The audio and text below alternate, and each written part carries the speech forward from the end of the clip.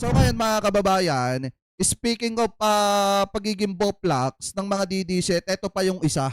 Eto basahin natin. Yan. Kasi nag-post po itong si Senator Robin Padilla at meron po siyang sinasabi mga kababayan. At ayon po sa kanyang post, eto basahin po natin ang mundo ay nasa bingit ng malawakang digmaan. Pero ang politika sa Pilipinas walang tigil. Isa lang masasabi ko sa inyo, pasalamat kayo at Ramadan pa. Yan yung sabi ni Robin Padilla. Pero mga kababayan, kung iisipin nyo po, sino po ba ang namumulitika? Di po ba ang malimit mamulitika ay yung mga kaalyado ni Robin Padilla? Maging etong si Senator Robin Padilla. Sila lang naman mga kababayan ang malimit po mamulitika. At kita nyo, sino ba ang unang nag-announce na tatakbo sa 2028? Eh di ba kaalyado ni Senator Robin Padilla na si Sara Duterte? Kaya hindi po nakakapagtaka mga kababayan kung ang pinapatamaan niya dito, ayaw ko mang isipin na ang pamahalaan ni Presidente yung pinatatamaan niya dito. Dahil unang-una, alam naman natin pare-parehas kung sino po ang maaga pa lamang talagang gustong-gusto na pong maging Presidente. Walang iba kung hindi si Sara Duterte mga kababayan na talagang kating-kating maupo sa posisyon ng Presidente. So ngayon, para sa akin, Senator Robin Padilla, much better pagsabihan mo yung kaalyado mo na wag masyadong mamulitika. Magtrabaho naman. Magtrabaho naman kayo. Diba, wag puro pamumulitika ang ginagawa nyo, wag puro paninira at pagbakbak sa ating pamahalaan. Magtrabaho ka naman. Senator Robin Padilla, mahiya naman kayo sa taong bayan na naglukluk sa inyo. Di po ba? So ngayon, bukod dyan mga kababayan, kung titingnan nyo, isa rin kasi sa hindi matanggap ng mga DD at pakiramdam nila, pinaasa sila, yung sinabi po ni Toby Tiangco. Kaya kung iisipin nyo mga kababayan, di ba akala ng mga DD hindi nila maintindihan kung kasapi ba nila si Toby Tiangco or hindi. Kasi kahit yung iba na mga tao na talagang nagtatanggol kay Sara Duterte, ayaw po nilang i-claim na sila po ay DD mga kababayan. Ayaw nilang i-claim na sila po ay supporter ni Sara Duterte. Kasi mga kababayan, pag nabansagan ka kasi na DDS or DD ang pakiramdam ng iba natin mga kababayan Pilipino, mga mabababaw mag-isip. Di po ba? Makitid yung utak, gagamunggo yung utak mga kababayan. Basta sinabing DD basta sinabing DDS, gamunggo yung utak, mababaw mag-isip at sarado po ang utak. Ngayon, mga kababayan, yung iba kapag tinatanong, lalo na yung sumusuporta kay Sara, pag tinanong nyo kung sila ba ay DDS mga kababayan, ayaw po nilang i-claim. Katulad na lamang yung sinabi po ni Toby Tiangco kahapon. Diba after niya pabanguhin ang pangalan ni Sara Duterte at after niya ipagtanggol, ito pong si Sara Duterte, natanong po siya kung siya po ay DDS. At ang sabi po dito mga kababayan sa Abante, ayon daw po kay Congressman Toby Tiangco, itinatanggi po niya na siya po ay DDS mga kababayan. So ngayon, sabi po dito, basahin po natin eto raw. Itinanggi ni Nabota City Representative Toby Tiangco na siya ay isang diehard Duterte supporters or etong DDS mga kababayan. Sa panayam ni Welnard Cheng sa programang On Point ng Bilyonaryo News Channel, sinabi ni Tiangco na kung titingnan ang kanyang political history, makikita umano na I will say whatever I want to say. I will say whatever I think is right. Yan yung sabi mga kababayan ni Toby Tiangco. Sabi pa dito mga kababayan, people brand me as DDS daw. You cannot brand me, sabi ni Tiangco. Hindi ako trapo, independent ako. Basta kung ano yung tama, doon ako. I will not say anything to favor anyone. Dagdag pa nito. Si Tiangco ay tinatangkang DDS dahil kahawig umano ng naratibo ng mga pro-Duterte supporters ang kanyang mga naging pahayag mga kababayan, lalo na yung pagpapabango po niya ng pangalan ni Sara Duterte na kung saan sinasabi niya mga kababayan, wait lang yan, na kung saan sinasabi niya mga kababayan na mahirap daw po maareglo etong si Sara Duterte kaya daw po mga kababayan ginigipit. Pero kung titingnan nyo, marami po talaga sa mga taga-suporta ni Vice President Sara Duterte ang umasa, nakasapi nila at DDS mga kababayan itong si Toby Tiangco. Pero naging kahiya-hiya po yan nung itinanggi ni Toby Tiangco na siya po ay miyembro ng DDS mga kababayan. So ngayon sabi pa dito, basahin pa natin. Naging maingay si Tiangco sa issue ng flood control projects at tinuligsa ang administrasyong Duterte dahil hindi umano pinapapanagot ang mga nasa likod ng maanumalyang proyekto. Samantala, sinabi ni Tiangco na hindi siya interesado kung mayroong numero wala o pabor sa impeachment complaint laban po kay Sara Duterte. Sabi pa dito mga kababayan, inihalimbawa ni Tiangco ang impeachment case laban kay dating Supreme Court Chief Justice Renato Corona. Ayon kay Tiangco, nais muna nitong makita ang ebidensya bago bumoto sa konklusyon. Sabi pa dito mga kababayan, eto raw, hindi pa naman. Siyempre, makikinig tayo sa presentasyon ng ebidensya.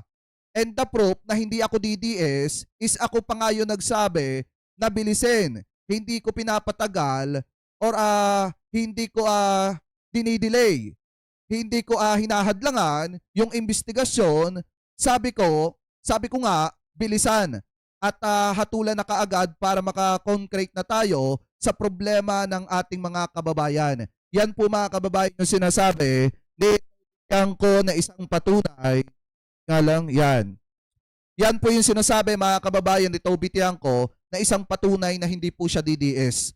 At actually siya pa nga daw po ang nagsasabi na madaliin na yung impeachment ni Sara Duterte para kung may probable cause, hatulan na etong si Sara Duterte para po ma-impeach eto pong si Sara. So ngayon, mga kababayan, kung mapapansin po ninyo, talagang hindi na rin nakakapagtaka kung bakit yung iba natin mga kababayan Pilipino, lalo na yung mga nagtatanggol ngayon kay Sara Duterte, pag tinanong mo kung sila ba ay DDS, talagang itinatanggi po nila. Kasi nga nakakahiya po talaga na maging taga-suporta ng mga Duterte. Hindi nyo po ba alam mga kababayan na nung panahon ni dating Pangulong Duterte, naging talamak yung pagdami ng mga Chinese mga kababayan na may peking birth certificate o peking birth record, na kung saan nabuking pa nga po yan ng PSA at saka po ng NBI. Dahil kung titingnan nyo mga kababayan, ito pong nakita nating balita galing po sa Abante, una sa balita, sinasabi po dito na karamihan daw pong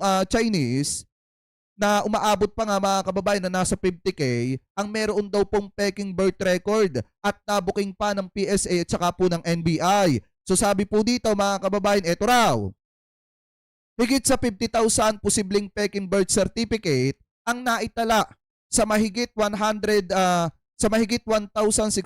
civil registry office sa buong bansa ayon sa National Bureau of Investigation o etong NBI. Kabilang sa itinuturing na high risk area ang Pikit at Aliyosan sa North Cotabato. Nagsampa pa ng kaso ang NBI Central Mindanao Regional Office laban sa ilang opisyal ng civil registry sa North Cotabato at mga pribadong individual na umanay sangkot sa paggawa at pagproseso ng peking birth certificate. Di ba nung panahon po ni dating Pangulong Duterte, naging talamak mga kababayan yung pagpasok ng mga Chinese na wala naman pong sapat na requirement o wala naman pong sapat na mga dokumento mga kababayan para magstay dito po sa ating bansa. Kasi nga nung panahon po ni dating Pangulong Duterte, binaybi po nila yung mga Chinese mga kababayan at talagang tinrato nila na parang reyna at prinsipe dito po sa ating bansa.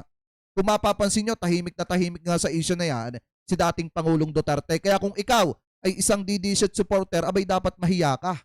Ano po, na ipagkalandakan na ikaw ay DDS. Ano po, dahil nga sa panahon ng amo mo, talagang naging talamak yung pagdami ng mga Chinese na may peking birth record. Ano po, so sabi pa dito, basahin pa natin. Katuwang ng NBI sa investigasyon ng Philippine Statistic Authority kung saan natukoy ang sabwatan ng ilang lokal na civil registrar, kanilang kawani at isang retiradong municipal civil registrar na nagsilbi umanong private facilitator. Sabi pa dito, hindi umano sila sumusunod sa legal na protocols sa pagproseso ng late registration ng certificates of live birth gamit ang mga peking dokumento. Pangunahin umanong nakinabang dito ang mga foreign national, karamihan ay Chinese, na gumamit ng peking pagkakakilanlan para makakuha ng Filipino civil status at citizenship. citizenship dito po sa ating bansa, mga kababayan. Sabi pa dito, lumalabas din sa mga ebidensya na marami sa mga dokumentong ito ay ready-made o naiproseso na at naibigay ng hindi dumaraan sa kinakailangang verifikasyon, mga kababayan. Bilang kapalit, tumatanggap umano ang mga sangkot ng pera sa iba't ibang benepisyaryo, mga kababayan, o benepisyo noong paggawa ng peking birth certificate. So sabi pa dito, mga kababayan, kinasuhan ng mga sangkot sa paglabag sa civil register law, anti-graft and corruption practices, Act, Code of Conduct for Public Official, pati na rin sa falsification of public documents at perjury sa ilalim ng Revised Penal Code ayon po sa NBI. Matatandaan na isa sa mga nakakuha ng peking birth certificate ay dating Banban Tarlac Mayor Alice Guo na sinisiyasat na rin ng mga otoridad ang umano'y peking birth record ng bilyonaryong si Joseph Se, na kung saan, mga kababayan, ay nahaharap din sa samot-saring reklamo at kaso. So ngayon, kung titingnan nyo, sa panahon po ni dating Pangulong Duterte, nangyari yung pagdami na yan ng mga peking birth record kasi nga tinrato nila ng maayos at rin na pinalaki nila, sa madaling salita, yung ulo, mga kababayan, ng mga Chinese na naninirahan ng illegal dito po sa ating bansa. Hindi ko naman po nilalahat. Hindi ko naman nilalahat, mga kababayan, pero karamihan po talaga sa panahon ni dating Pangulong Duterte, may aberya yung pagtira po nila dito po sa ating bansa. So kung ikaw ay isang didiset, abay dapat mahiya ka talaga. Dahil nga sa panahon na yan, sa panahon ng amo po nila, ng puo nila, nangyari yung mga ganitong klase ng bagay. So kung kayo po ang tatanungin, mga kababayan, ano po masasabi ninyo hingil po sa usapin na ito? Comment below na lamang po ha kung ano po ang comment at opinion po ninyo hingil po dyan.